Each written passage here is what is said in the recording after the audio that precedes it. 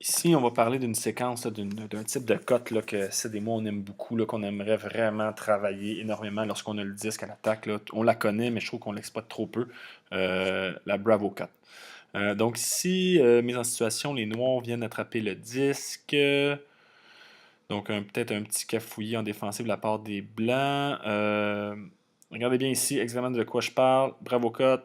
Super belle passe, Maxime. Ça, c'est vraiment une passe là, qui pourrait vraiment nous faire du bien, là, nous permet d'attaquer le bris d'une manière relativement facile. Donc, on va juste décortiquer cette situation-là, voir comment on peut la mettre en place plus facilement.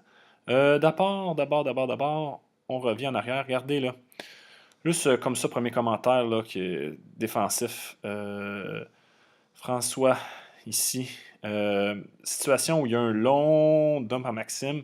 Je comprends pas pour. Ben, je comprends pas. J'aurais aimé, François, qu'il soit beaucoup plus ici, là, qui empêche un retour, là, qui empêche cette passe-là, puisque Maxime qui part dans le fond le long de la ligne comme ça, c'est plus ou moins dangereux.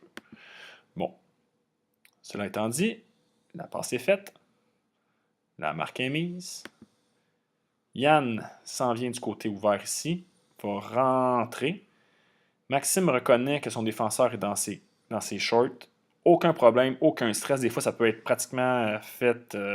Mockingbird le fait régulièrement, le fait exprès pratiquement pour laisser croire au défenseur qu'il est dans ses shorts, alors qu'un brusque changement de direction aussi du côté fermé va créer vraiment une belle opportunité d'une passe, mais d'une passe dans le bris. Donc ici, lorsque Yann attrape le disque, situation parfaite pour avoir une continuité. Là. Donc là, c'est vraiment le temps d'y aller à contre-flow. Là.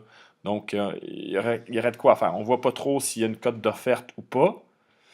Dans tous les cas, Yann décide plutôt de se retourner. Ah, ben, bon, décide de se retourner faire une longue. Je crois que Joe Manso était une option. Peut-être qu'il n'a pas été assez actif. Je ne sais pas. Peut-être que Yann ne l'a pas regardé véritablement. Difficile à dire d'ici.